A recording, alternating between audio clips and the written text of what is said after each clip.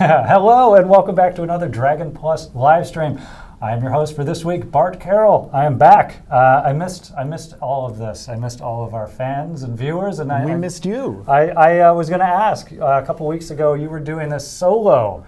No, actually, I am wrong. Greg Tito came in and decided to use try to use this segment also as a Sage Advice podcast.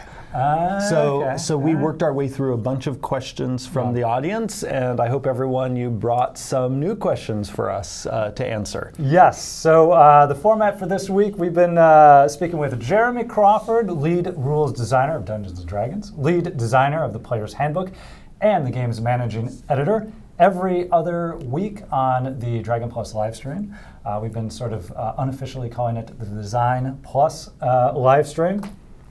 So Jeremy is back. Welcome back. Always good to be here.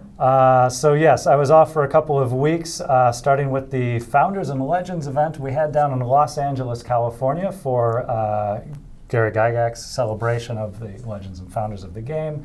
Of course, his son Luke Gygax was organizing that event as well. We had 3 games live streamed throughout the day, starting with the first edition game, actually, with Stefan Picorni from Dwarven Forge, of course.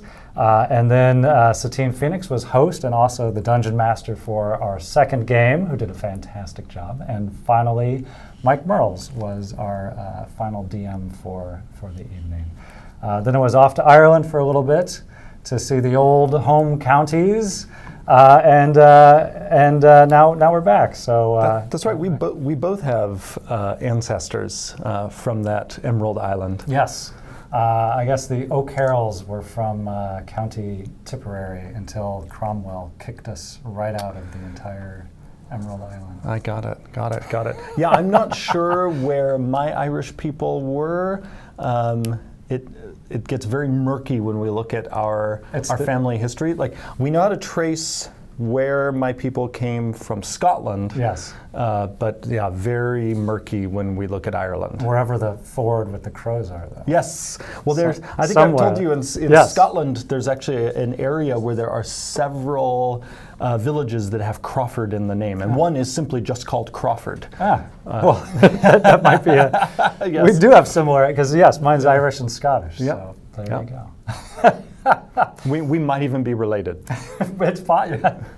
Or we were brutal enemies of different families. That's back in the day. That's right. But yes, I bet my people played bagpipes better.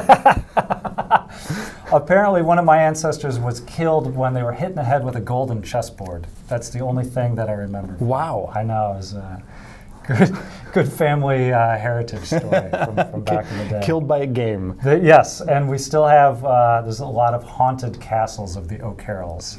So Leap Castle in the middle of the country is a very haunted place, apparently. But I did get to visit Dungeons and Donuts in Galway, which is a nice gaming store, and there were so many people at the Adventurers League in Dublin that I couldn't get a seat at the table. So that's a good problem to have. It was a good problem, yes. So it was a good trip. But again, glad to be back. And when I was in France for D&D in a castle, afterward I traveled around for a bit and ended up in Paris. And there were some great game stores in Paris also, with nice big stocks of D&D books. I can only imagine. I missed a few things while I was gone. I missed Joe Manganiello appearing on Stephen Colbert for a nice interview that he did we mentioned quite a few things of Dungeons and Dragons then. Yeah.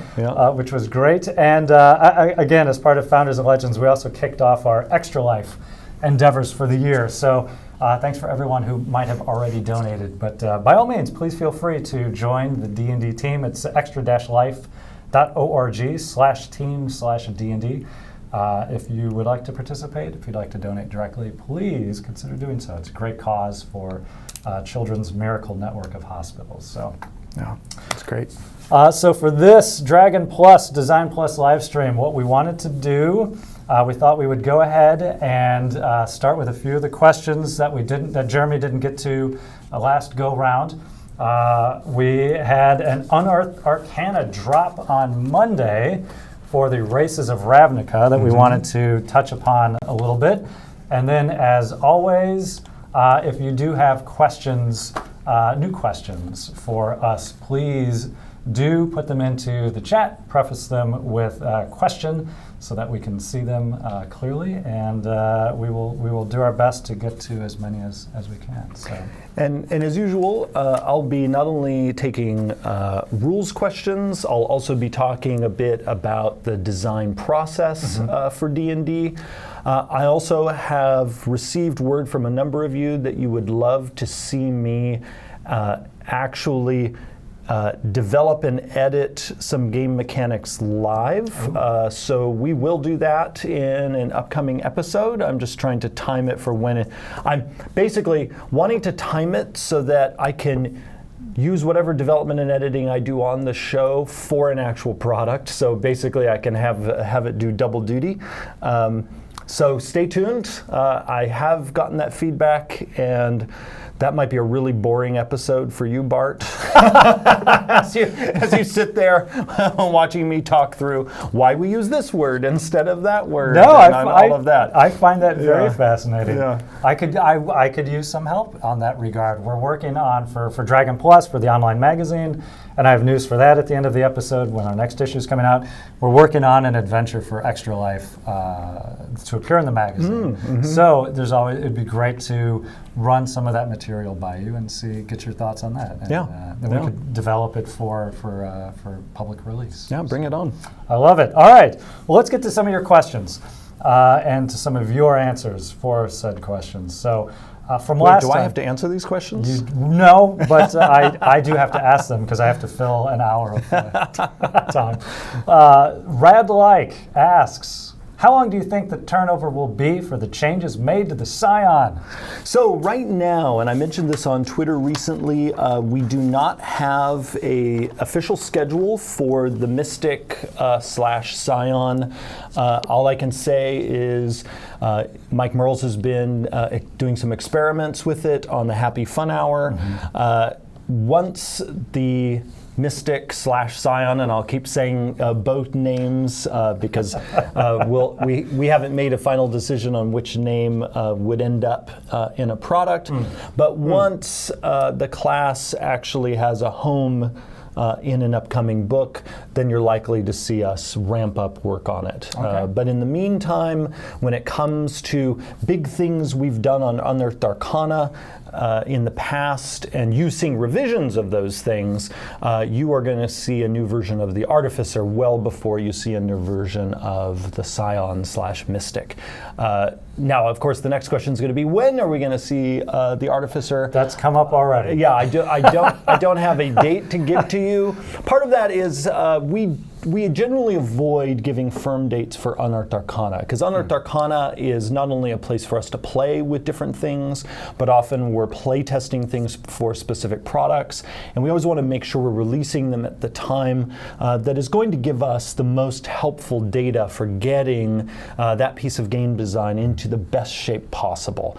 And so Unearthed Arcana is often blown around by the winds of our the winds of our design process. So that's why often, I know it's frustrating for some of you, often we just are not going to give dates for when most things are coming for Unearthed Arcana.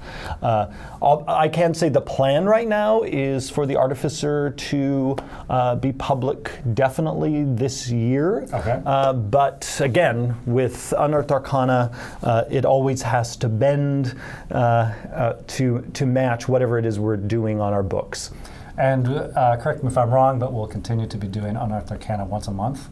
That is the plan. You know, once in a while we do skip a month. And of course we had, before the release of Xanathar's Guide to Everything, the bonkers time when we were releasing it almost every week. Oh yes, I remember those. That is not something we will do very often. So yeah, that's a great example of how the schedule of Unearthed Arcana changes to match whatever it is we're working on. And again, to make sure it's clear to everybody out there, what our goal is with Unearthed Arcana is, A, we want to just put some fun stuff out there that we're toying around with to inspire all of you, to give you material to riff on in your homebrew, but also very importantly, it's a chance for us to get your feedback on things that might appear in a future book, because the whole approach to 5th edition D&D, going all the way back to the D&D Next playtest, is for us to go out to you, our fellow D&D fans, and say, what do you think? Do you like the direction we're going in? And if not, what direction would you like us to go in?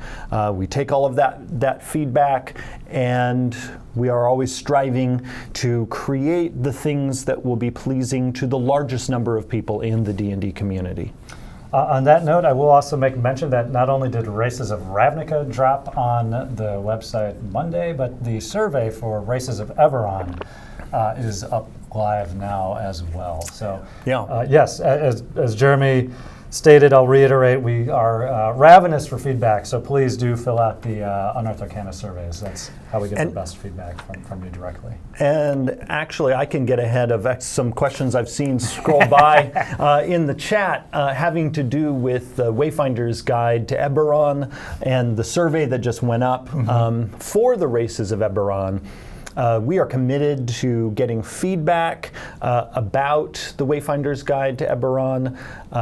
So along those lines, in coming months in Unearthed Arcana, you will actually see some pieces of the Wayfarers Guide pulled out of it and put into Unearthed Arcana so that we can then survey a large audience on what do you think about this piece of the Wayfarers Guide, Dragon Marks, for instance.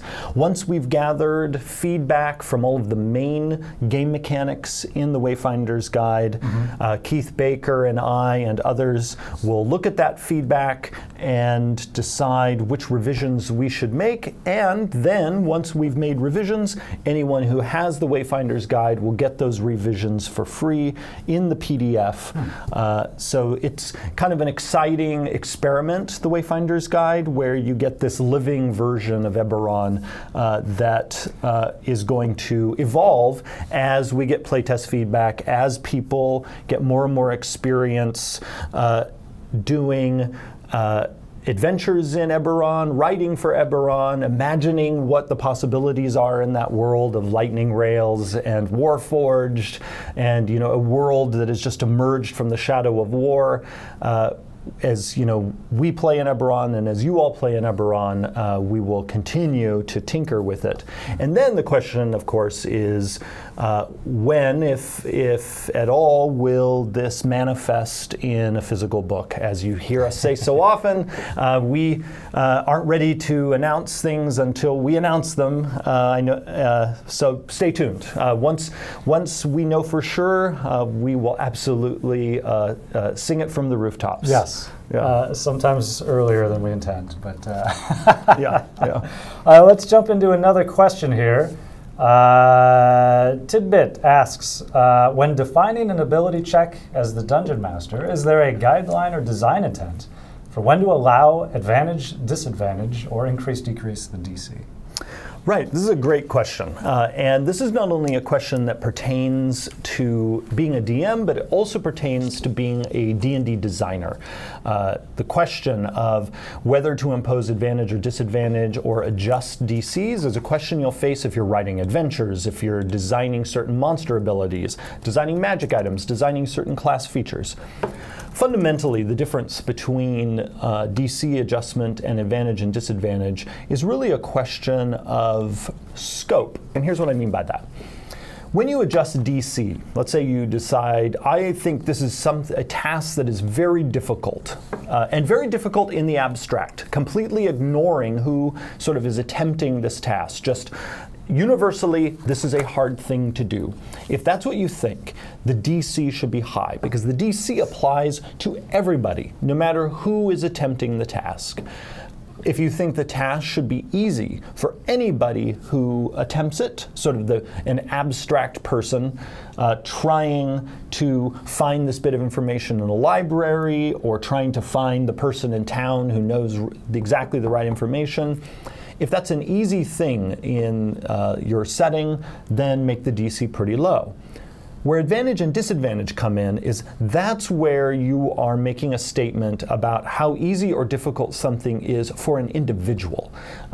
And advantage and disadvantage represent usually a circumstantial advantage or disadvantage that could affect how reliably a person is able to do something. I say reliably because often people will mistake the effect of advantage and disadvantage versus a bonus or a penalty.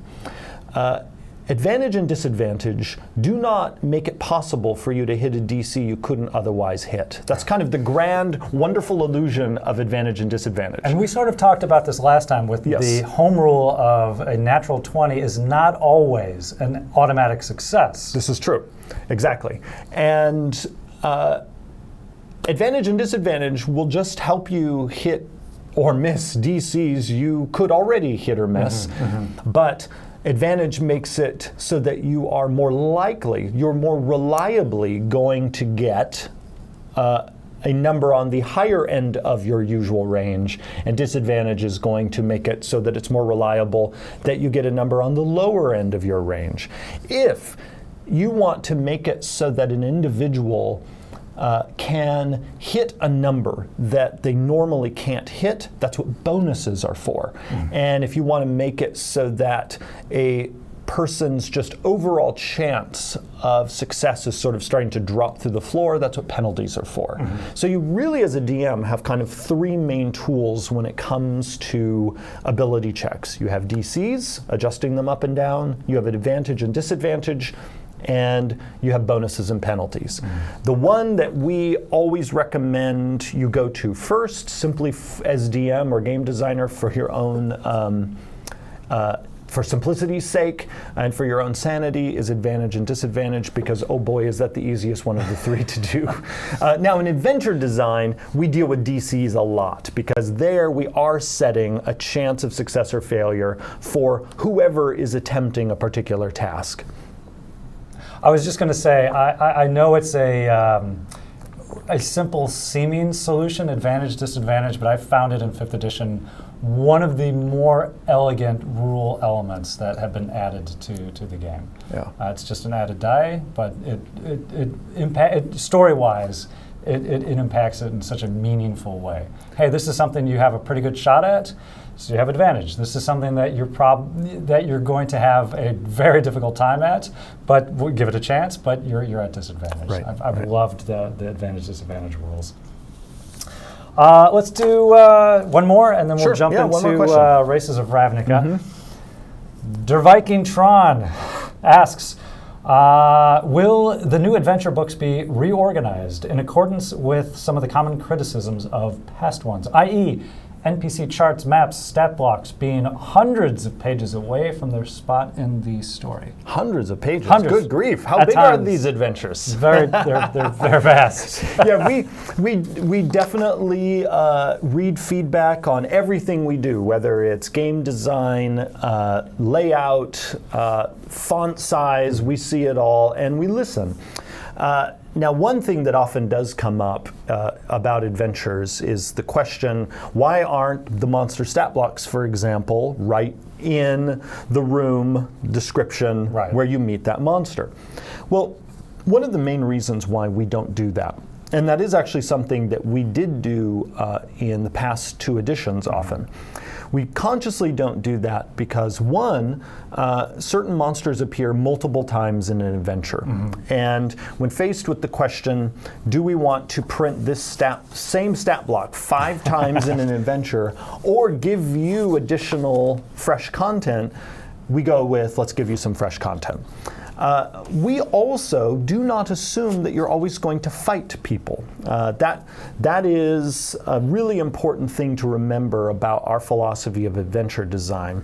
If if let's say we put hobgoblins in a room in a dungeon of ours, we don't assume that you're going to walk in there and draw your sword and roll initiative. Right. You might walk in and talk with them, and their stat blocks might end up being irrelevant. So we don't assume that every meeting between player characters and the inhabitants of whatever place it is you're adventuring in is always going to erupt in violence. And so that is one of the reasons why we don't fill the room descriptions in our adventures with stat blocks, because again, it means we can fit more fresh content. Also, frankly, we often find it easier when we're DMing to have the adventure text open here and then often have the monster manual open or Volo's guide open, or if people are using D&D Beyond, having a tool like that open on their screen. I mean, I am a believer in using every tool I can.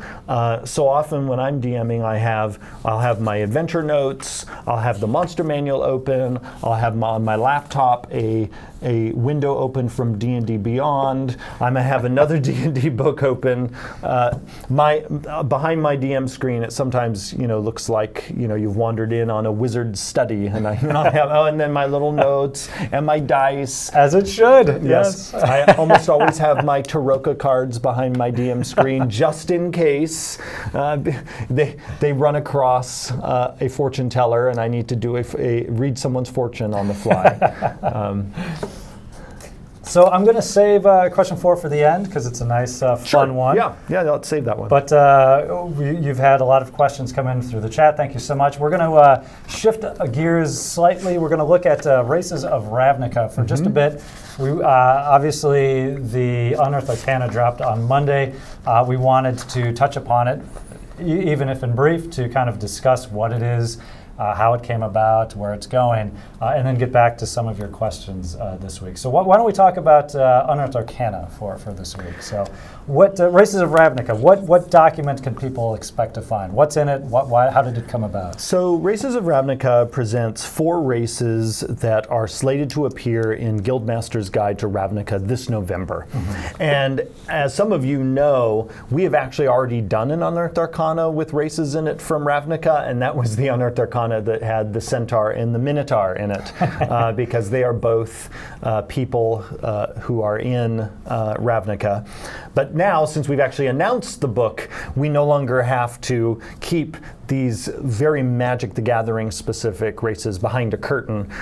We can now be very open about the fact that we're working on this. But that was by design. Minotaurs and Centaurs were being play tested in Unearthed Arcana specifically because of the connection to Ravnica. Absolutely. Yeah. The versions that we released of the Minotaur and the Centaur a number of months ago, I plucked from our current draft of the book and experimented with some things in that draft and then put it up for playtest feedback. And we have made quite a few revisions based on the playtest feedback we got from all of you, so thank you very much. Some of you have wondered if this new Races of Ravnica article is coming out too late for your playtest feedback to matter. Your playtest feedback will absolutely matter. To actually ensure that we get the playtest feedback in time so that we can act upon it for Guildmaster's Guide to Ravnica, we will be releasing the survey for this article later this week, and it will be up for 1 week, and that will give us enough time still to gather that feedback and make changes to these designs if necessary for the book coming out later this year. So we are, as we speak, there's a team of people in the building working on different parts of Guildmaster's Guide to Ravnica. So this article is very timely when it comes to the work we're doing here at Wizards. So yes, again, just to reiterate, look for that survey for Races of Ravnica on the D&D website. We'll have that up on Friday. We'll have that on the front page, and then social media, we'll tweet that out all over the place. So So is there a race that you wanted to tackle first? Yeah, so I thought today, rather than doing a feature-by-feature analysis, as I have done on some of our previous episodes, I wanted to hop around and highlight certain things that we did in these races, and specifically in this Unearthed Arcana article. Also to make Pelham's life more difficult, finding the appropriate Sorry, Pelham. pages. But Pelham, at least I will start at the beginning and go from front to back. Okay, so we'll start with the Loxodon. One thing I was delighted to see yesterday is, just like me, it seems many people are excited about elephant people. Of course, they're cool. Well, plus I just love elephants. They're so... Anything that's not an elephant is irrelevant. Oh, no, the puns. Help. I need like a pun alarm that I can hit. No, not Philip the hallway. I forgot about Philip. He's our unofficial mascot. I'm just going to lie under the table to take shelter from this rain of puns. Okay, what I wanted to point out is we did something unusual in the Loxodon, and that is I put in a rule tip. Some people have noticed on Twitter that there is this tip that tells you AC calculations don't stack. I have not yet decided if I will keep this tip in the Guildmaster's Guide to Ravnica. Quite honestly, I did it for Unearthed Arcana because every time we release anything in Unearthed Arcana that has to do with an armor class calculation, this comes up. Most of the rules questions I get on Twitter are about armor class calculations. Yeah. So I thought, and admittedly, the rule, a lot of people miss it in the player's handbook, and so it's understandable that it comes up often. So I thought, I'm just going to put in a tip. Now, I am, to be totally frank to all of you watching, I am a little hesitant about this kind of thing because sometimes rule helper text actually can confuse people if it's not presented properly, which is why I'm experimenting with it being in a sidebar rather than in the running text. I've talked before on this show that there's helper text, for instance, in the fighter's action surge ability, where it says, hey, you get an additional action in addition to the action you normally have and a possible bonus action. That's simply a reminder that in the game you normally have an action and sometimes you have a bonus action. But people have sometimes misread that helper text as meaning action surge not only gives you an extra action, but also an extra bonus action, which it does not. And so that's an example of unhelpful helper text. So I'm now experimenting with this approach where if maybe we segment it out of the main text flow, it will not get mistaken for an additional rule or misunderstood as somehow changing how these racial traits work. It's a reminder of the existing rules. Exactly. So we'll see. If people like this kind of tip, then I might keep it in here. So let us know when you take the survey. If you like having this kind of reminder, please let us know. If you'd like us to take reminders like this and throw them in a bonfire, you're going to let us know that too. and we will take all of your feedback to heart. Otherwise, the Loxodon frankly has a lot of pieces that are reminiscent of traits in other species, and especially races that are in the player's handbook. It's not a bad thing.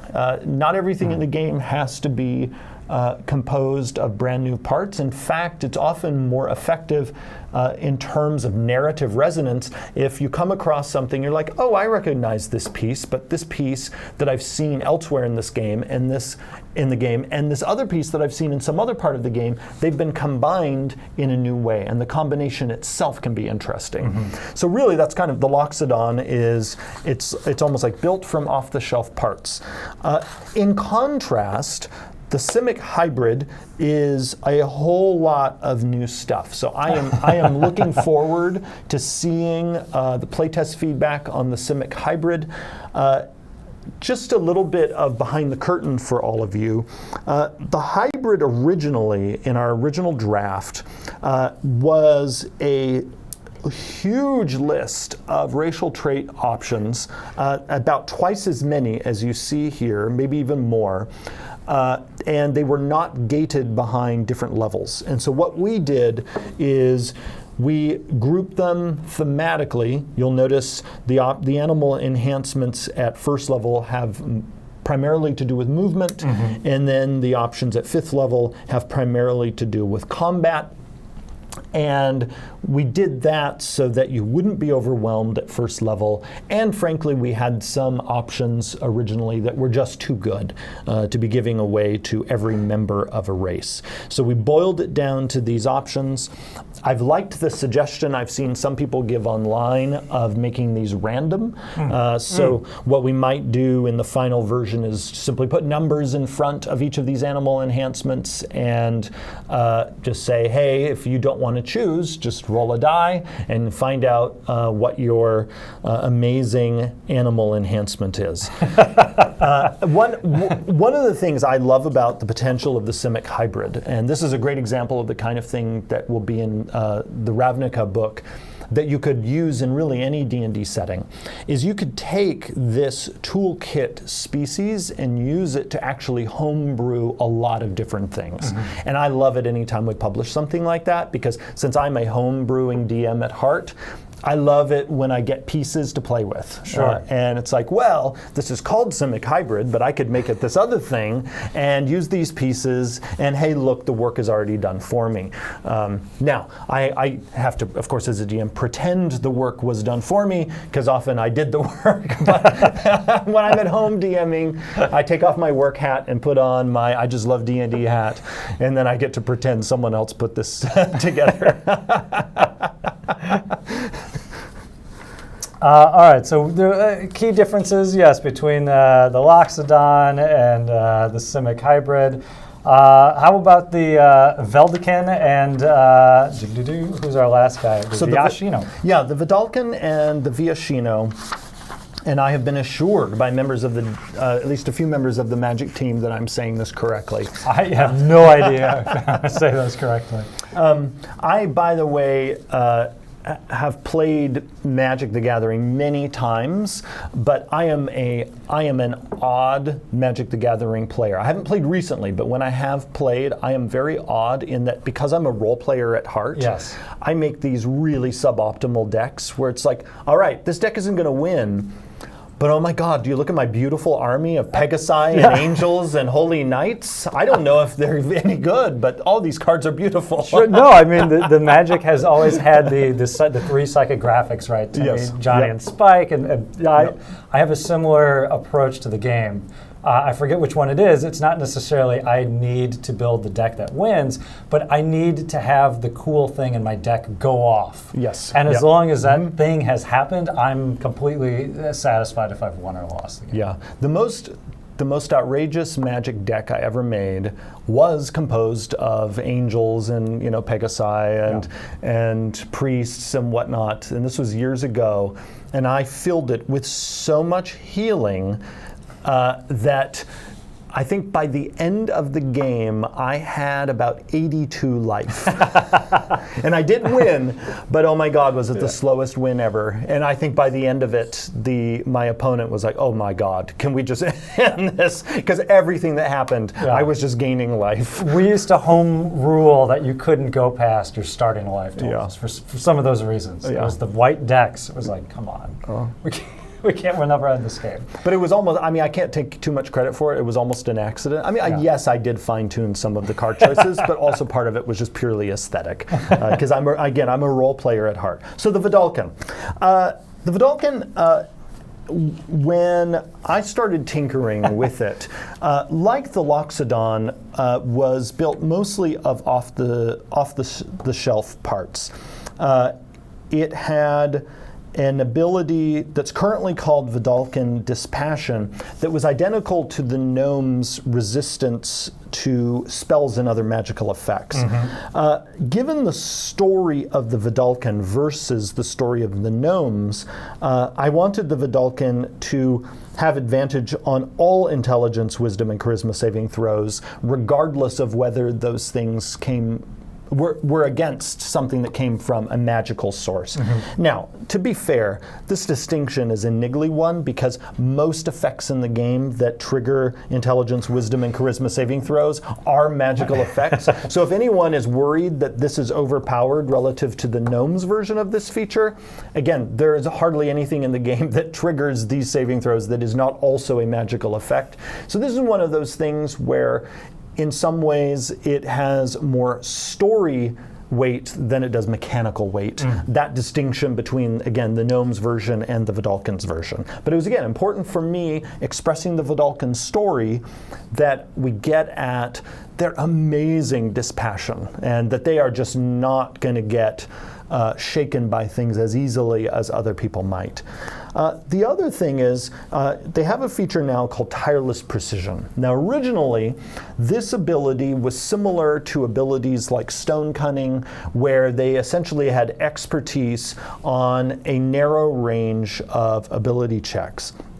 I got rid of that feature, A, because we've seen it a number of times before, including in the Loxodon, but also given the story of the Vidalcan, I wanted them to have a broader skillfulness that wasn't limited to the narrow alchemical space that it was, because the feature they had before, it's basically you're an alchemist. But I thought it would be nice to have a range of Vidalcan that have different areas of academic disciplines and also different areas that involve crafts that require a lot of attention to detail. And so that's what led me to this list of skills. You pick one, you get proficiency in one of those skills, and you also have proficiency in a tool of your choice. And then, in addition to getting those proficiencies, you'll see the kicker in this trait. And that is, whenever you make an ability check with the chosen skill or tool, you roll a d4 and you add the number rolled to the check's total.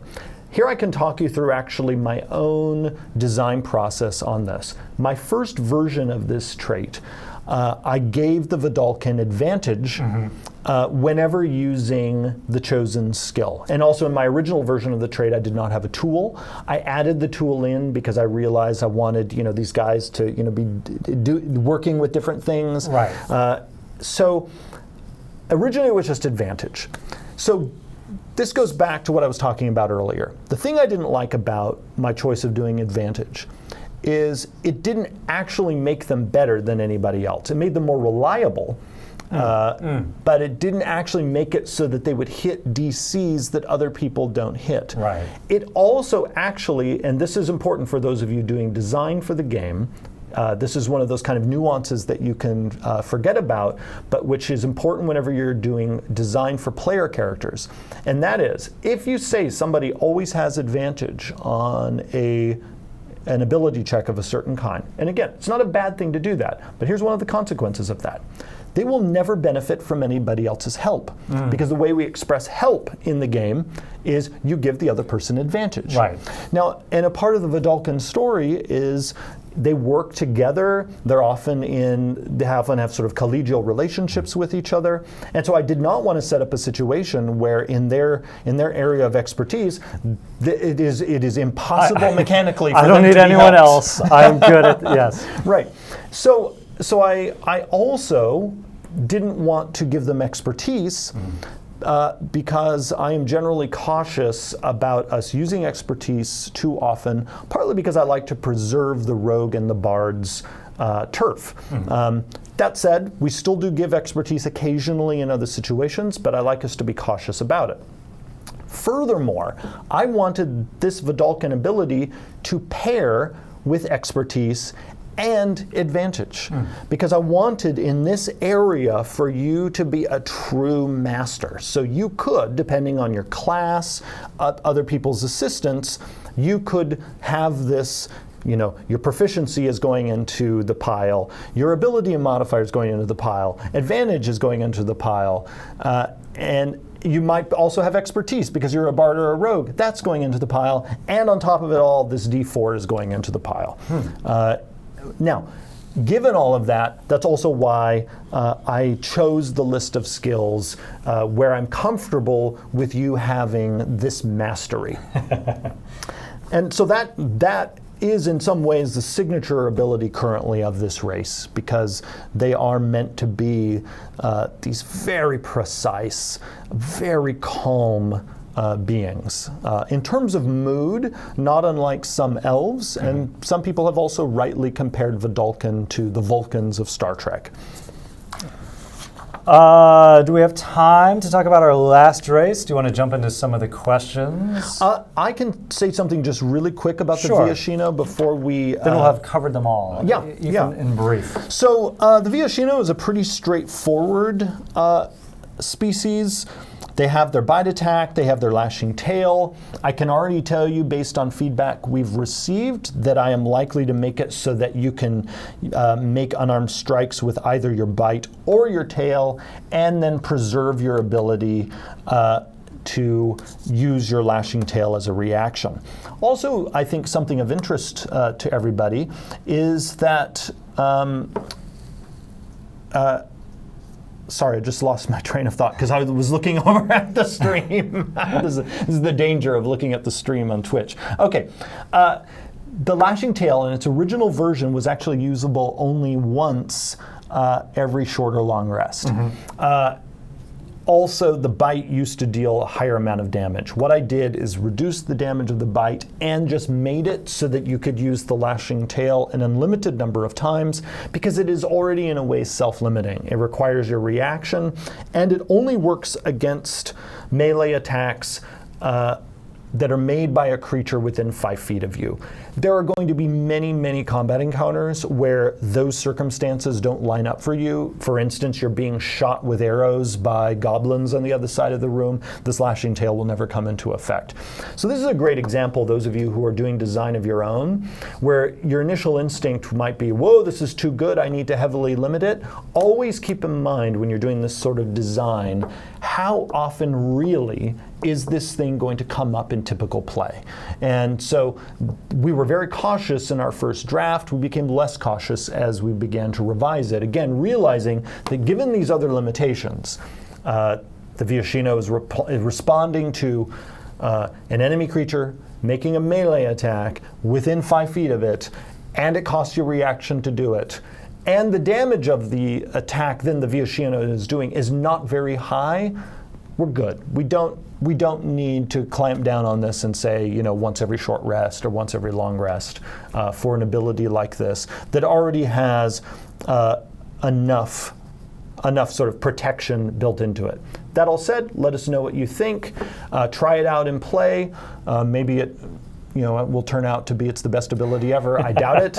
I think it's just going to be a fun one for those situations, especially when the Viashino character wades into battle and starts just lashing away wildly with that scary tail. Well, thank you for covering all 4 of the classes for Unearthed Arcana. We had some great questions coming in along the way. This one from Good Eats Antics, which sort of is a good broad question for I think for the entirety of Unearthed Arcana, for the entirety of the Wayfinder's Guide. Was development for Ravnica complicated at all, or I guess in which ways, by its connections to magic? Sort of round peg, square hole. How square was the hole compared to the peg? How was the process for conversion here? So we were fortunate and continue to be fortunate in our work on Guildmaster's Guide to Ravnica to have a current member of the Magic team, James Wyatt, and a former member of the Magic team, Ari Levitch, working on the book. They're also both deeply familiar with D&D, and so they were our sort of guardians of magic lore and could ensure and continue to ensure that the design that we're doing for this D&D book is true to the setting of Ravnica and true to the general feel of magic. One of the also pleasant things that we've discovered, not only working on this book, but that James Wyatt discovered over the past year or two working on his Plane Shift series, is really how well magic can be expressed within Dungeons and Dragons. That D&D is broad enough and has enough tools in it that we can take many of the high fantasy tropes of magic, even some of the super heroic fantasy of magic, and express it and translate it very well in D&D without needing to come up with a bunch of new rules. We have a bunch of magic-specific monsters in the book. We have these races. We have some subclasses, which you all have already seen. Some people have speculated about the Circle of Spores for the Druid, that maybe it's a Ravnica thing. It indeed is a Ravnica thing. So we've been showing things from the Ravnica book in public for a long time, actually. We just sort of scrubbed all the magic references out of the text before putting it up. And we, in fact, are doing some revisions on the Circle of Spores now. The Circle of Spores was very well received. We got some great feedback on the different features, and so we're making some targeted changes to it before it shows up in its final form in the book. Quick question on the Loxodon, since we were discussing that just a moment ago. From Narbly asks, why mention it having a prehensile trunk without giving any mechanical backing for it? That's a great question. We have done that occasionally before with people who have like tails and that sort of thing. The trunk wasn't meant to have any kind of specific combat application. We could certainly, just to give guidance to players and DMs, tell you things like, hey, since this is a prehensile trunk, that you could potentially use it for things like grappling and whatnot. So that's great playtest feedback to give us, because often what will happen in game design is all of us humans are limited by our own assumptions, limited by our own perspectives, and sometimes as game designers, something that's really obvious to us, we'll forget to mention it, because we're like, well, of course people will think of this, and then you show it to thousands of other people, and they're like, but well, what about this? And like, oh boy, we completely forgot to mention that. So we could certainly say more here about, even if it's not a racial trait, at least in the flavor text, we could talk about what can a Loxodon do with its trunk in day-to-day life. I would like, can they pick up a teacup with it? Right. Is it prestidigitation level? Right. Is it a full, arm level of dexterity? Who knows? Yeah. So that is a great question to ask, and I'm going to go back to James and Ari and ask them, can my Loxodon carry a cup of tea? I've always wondered why it's prehensile versus hensile.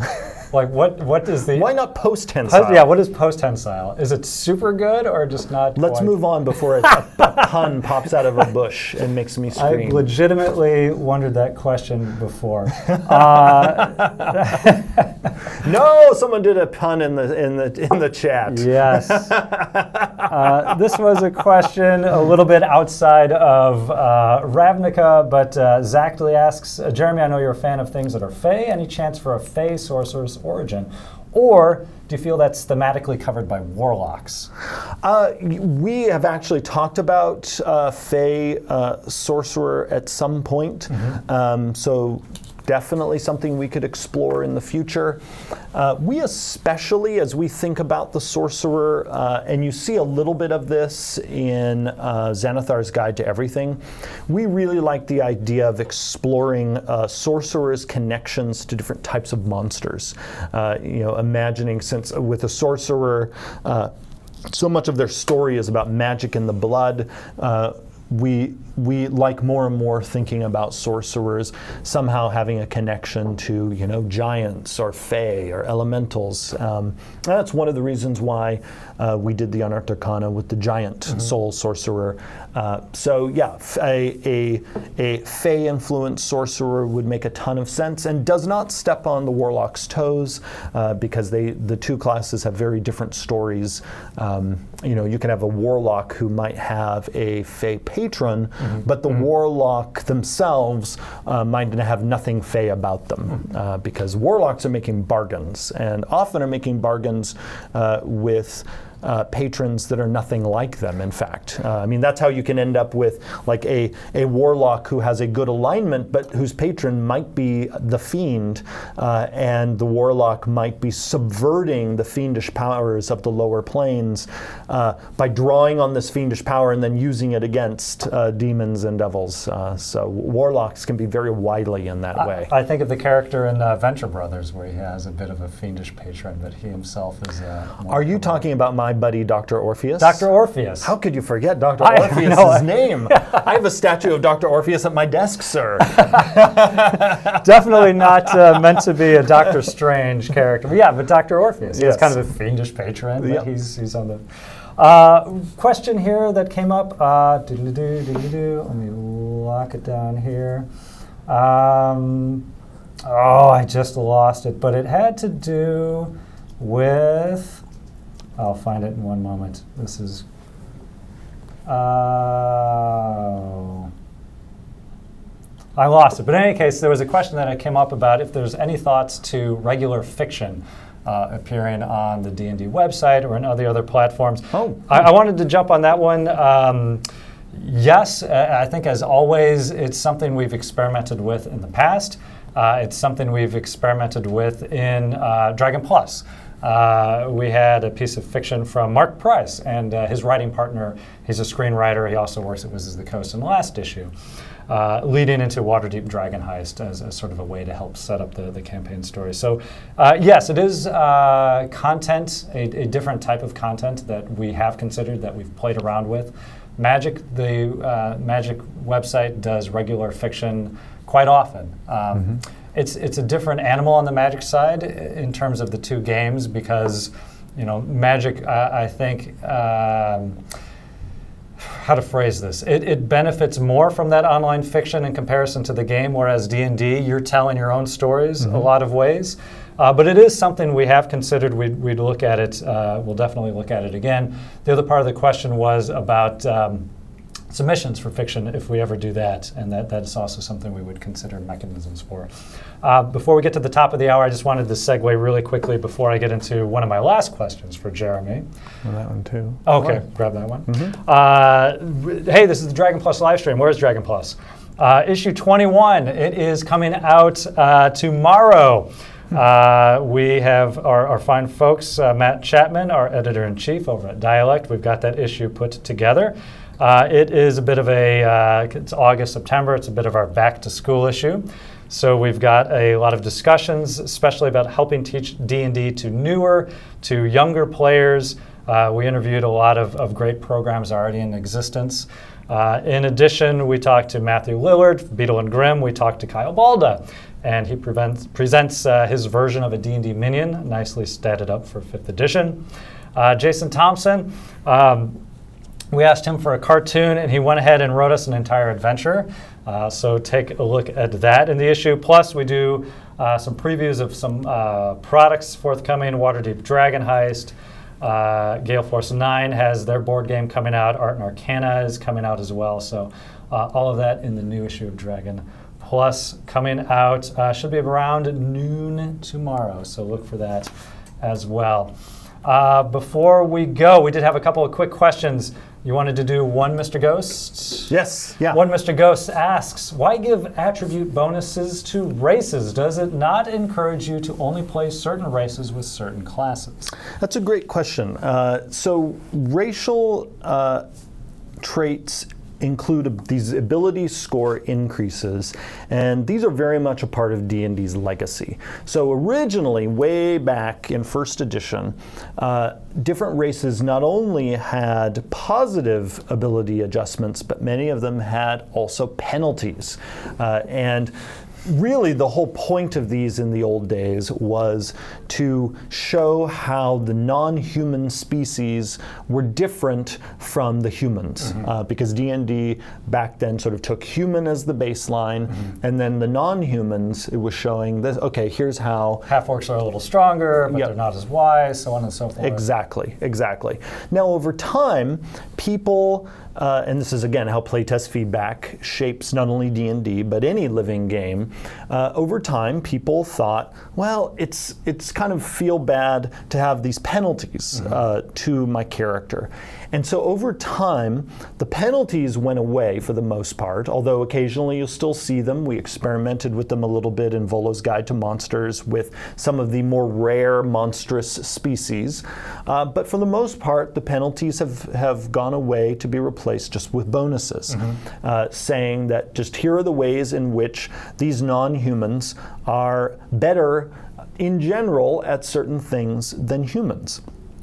And so the question then is, well, doesn't that encourage playing just certain classes with certain races? For certain players, it does. Certain players who prioritize having the highest ability scores, or the ability scores that are most favorable for the class they're playing, are attracted to a race that is going to make them better in those areas.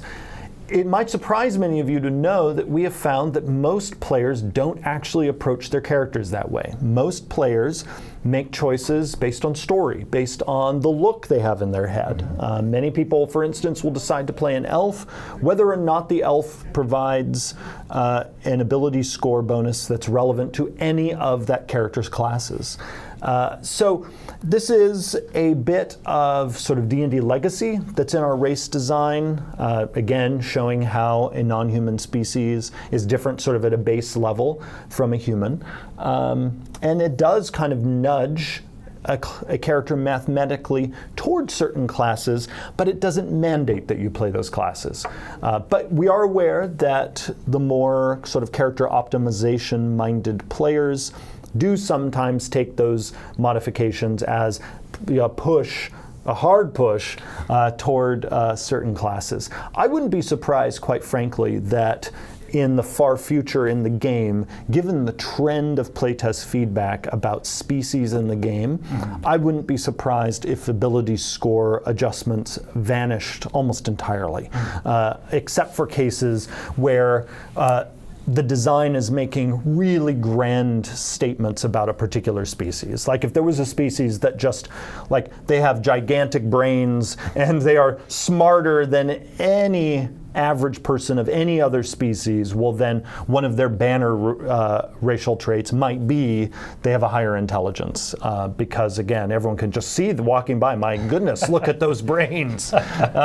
Or again, you could imagine too a species that might be so built in terms of their musculature that it makes sense to give them a trait showing they are just outstandingly, exceptionally strong. But otherwise, treat the adventurer members of all playable species as more or less alike when it comes to ability scores. That's my prognostication. That's my guess of where things are going, where the wind is blowing based on the playtest feedback I've seen since the release of 5th edition. And also, again, just seeing the trend line. If you look back to 1st edition where there were penalties, and then the penalties went away, and now we have just bonuses for the most part. And then even now people sometimes are saying, well, what about these bonuses? So again, that's my prediction, but where things are going. All that said, that's one of the reasons why I love making a character on D&D Beyond and just hitting randomize. I was like, I don't know what's going to come out of this. It might be something optimal, but probably not. It's just random. Who knows? And many people enjoy playing characters with suboptimal ability scores. Sure. Partly because low ability scores can sometimes, as you know, be a fantastic invitation to role play. Getting to play the unusually weak character. I mean, I think to my home D&D game at various points, and it's funny the number of times my husband has played exceptionally weak characters, and the amount of laughs we've gotten out of his characters, like not even like standing on a dock and trying to hop into a boat just right there. Oh, he went in the water again, I remember some of the epic ones as much as the epic 20s. So we've got a magic video review in the studio next door to us if the sound is bleeding over. That's our cue. We're here at the top of the hour. I think we'll save this question for next time.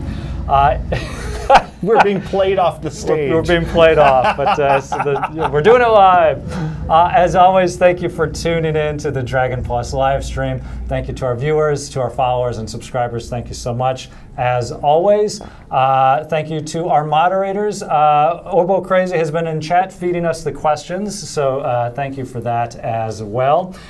We will be back next week. It will be Dungeons and Doodles next week here at this hour. The week after, Jeremy will return because he's already accepted the meeting invite, and we'll continue to talk. I think my doppelganger did that. Somebody accepted. Somebody will sit next to me. And in any case, stay tuned for D&D News coming up at 3:30. Dice Camera Action always at 4. And thank you to Pelham for manning the board as well as always. So we will talk again soon. Thanks for watching, everyone.